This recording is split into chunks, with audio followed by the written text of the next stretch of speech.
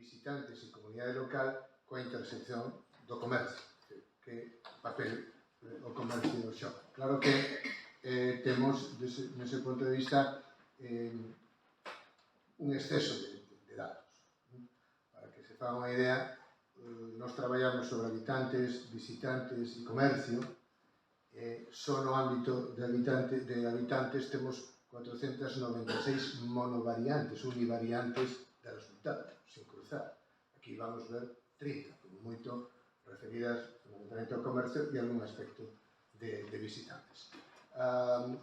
Estes, como foi tamén indicado polo Víctor, estes dados que aquí están venen de proxectos de investigación actuais, e teñen os títulos, discursos, imaxes e prácticas culturais, narrativas, usos e consumos de visitantes como aliados e ameazas para o bienestar da comunidade local, tamén de 4 microproxectos que foron financiados pola Cata de Camiño, e fundamentalmente estamos utilizando o financiamento como grupo de potencial crecimento da Xunta de Galiza desde a Universidade de Santiago de Compostela para investir neste tipo de traballo. Un traballo que nos permita contrastar estes resultados, que son de 2022-2023, cos que tiñamos de 2013-2014. E esta é unha das segunda grande da liga. Temos moitos datos e, ademais, temos a posibilidade de poder analizar o seu percurso nos últimos 10 anos e poder contrastar estes elementos que nos parece particularmente relevante.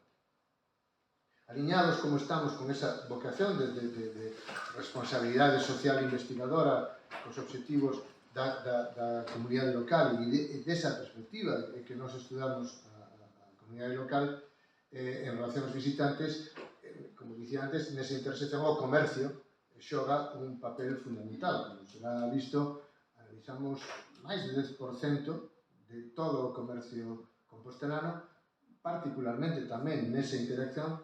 Aquí non ofreceremos, por exemplo, datos de cuáles son os tipos de consumos ou de compras que os habitantes de Santiago realizan, por exemplo.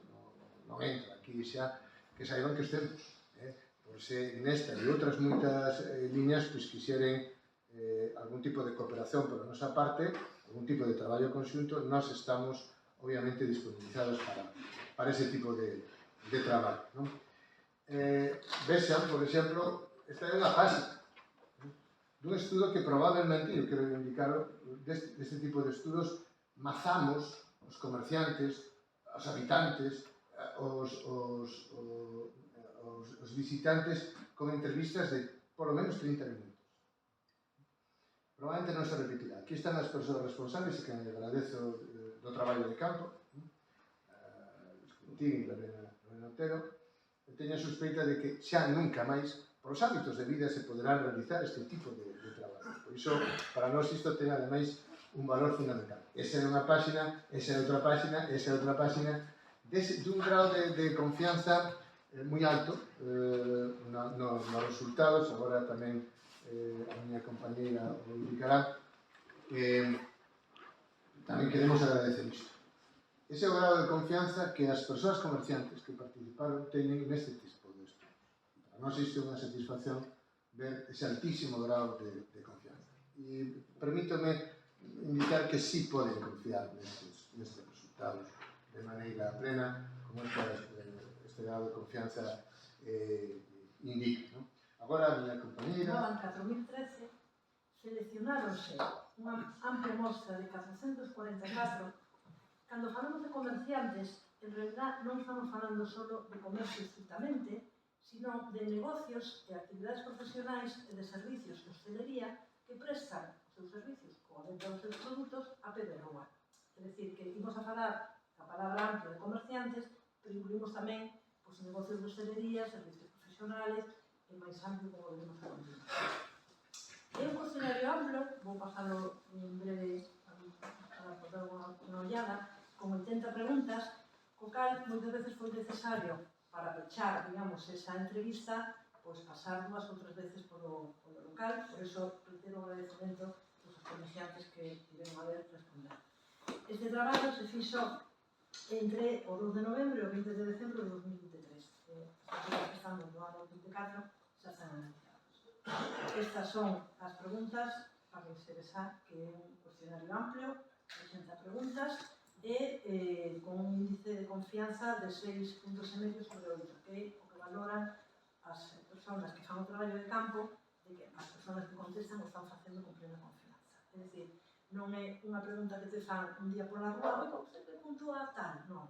Se dedicou tempo, se recolleron as respostas, moitas numéricas, que serán as que usamos hoxe, porque non o tempo non dá para máis, pero tamén se recolleron esas observacións. Oye, mira, apunta, home, eu tamén quero sinalar, por eso que, digamos, a cantidad de información que manexamos é inmensa.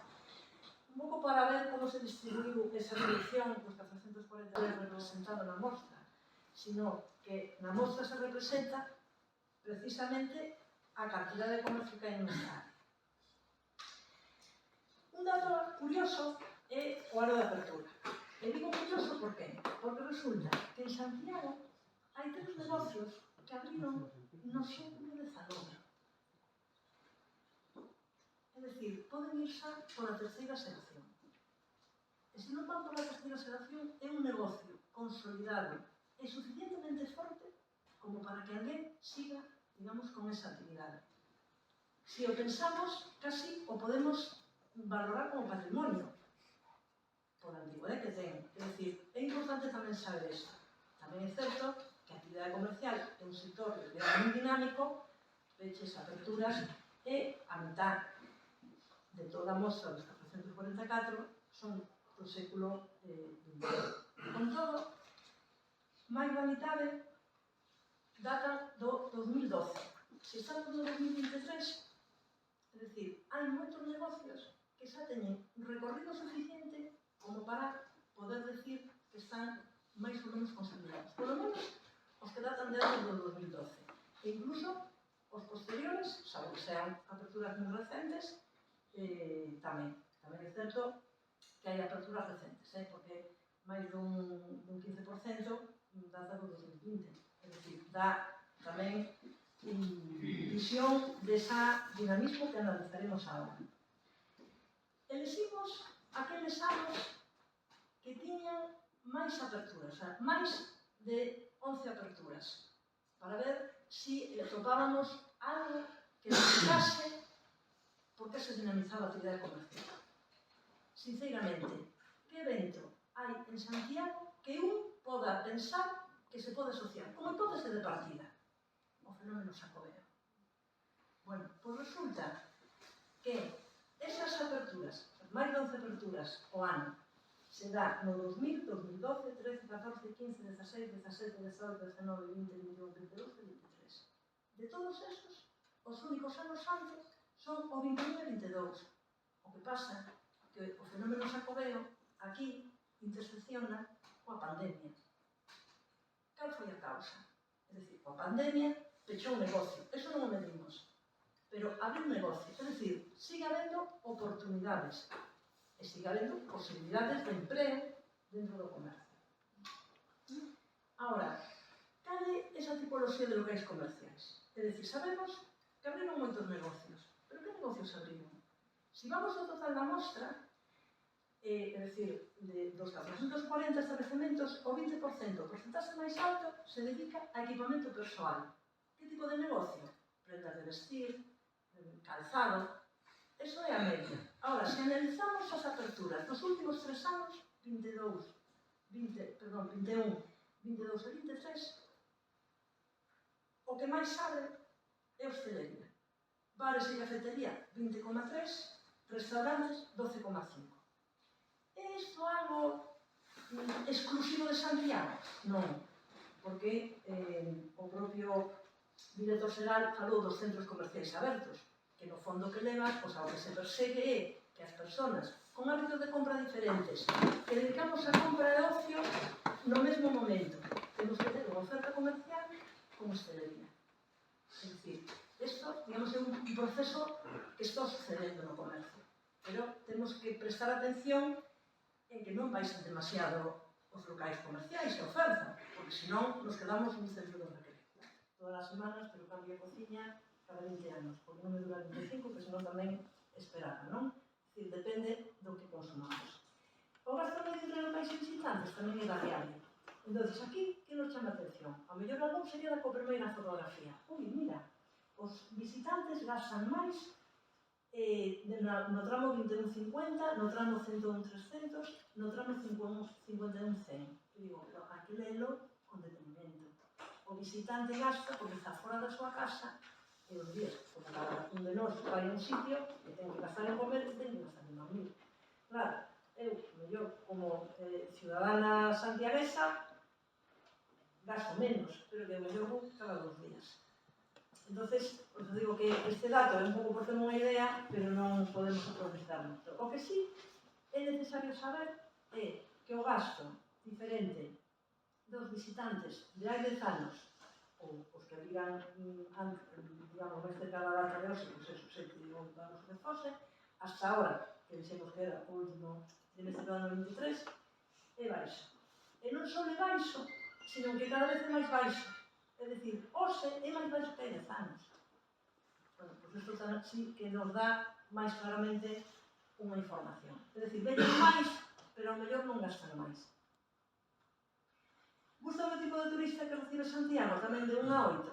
Bueno, pois podemos dar como valores positivos o 7 e 8, estaríamos no 36%, e isto, digamos, queda moito máis claro cando se pregunta, preferiría outro tipo de turista? Pois casi a metade dos comerciantes que participaron na entrevista indican que preferirían outro tipo de turista. Estes son os datos sobre os que hai que reflexionar para saber que modelo o que é o que queremos. En canto aos produtos estrela, decía antes que non, é dicir, os comerciantes indican que non fan diferencias mayoritariamente entre un produto estrela para visitante e para local. Pero sí que consumimos de forma diferente. Entón, os produtos estrela, pues debe ser roupa, alimentación, alojamento, recambio, dependendo da especialización do grado de especialización. Un grado de fiabilidade moi elevado.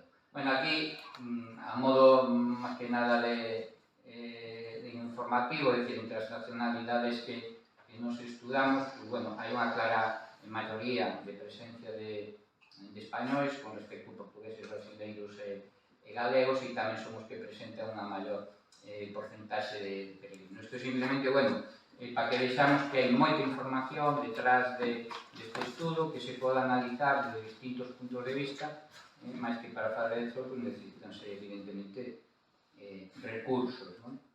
Entón, a primeira conclusión é que estamos ante un feito turístico convencional, é dicir, ni mejor ni peor, é dicir, ni frío ni calor, 0 grados, é dicir, Santiago recibe turistas, como moitas outras partes, do mundo, non? Entón, xa sabemos que o que temos. Bueno, pues temos turismo, sin máis, lo que non fai falta darle moitas máis voltas. A nos o que nos interesa, bueno, a nos moitas cousas, non sei se por certo por desgracia, dentro do grupo interesan moitas cousas, mas evidentemente o aspecto económico sempre interesa, é dicir, unha das primeiras preguntas que se fai é, bueno, canto contribuye o turismo, digamos, ao Produto Interior Bruto da cidade. O Produto Interior Bruto, bueno, un indicador que, como o seu nome indica, é bastante bruto, dá un nivel simplemente de riqueza, máis non de... ten moi pouco que ver, cando menos positivamente, co que falaba a presidenta da Cámara de modos de vida e de relacións, non? É dicir, a veces incluso vai totalmente ao contrario, non? Mas, bueno, é importante saber, evidentemente, o gasto, non? E o gasto depende tamén do tempo que o que nos visita ten na cidade. A distribución é unha distribución perfectamente normal, entón aí podemos analizar, digamos, como máis nos interese, mas se nos fixamos nos primeiros tramos, vemos que 20% pasa menos de 24 horas, e outro 22,5% como máximo pasan 48 horas. É dicir, que o 50% de quen nos visita non está na cidade máis de 48 horas.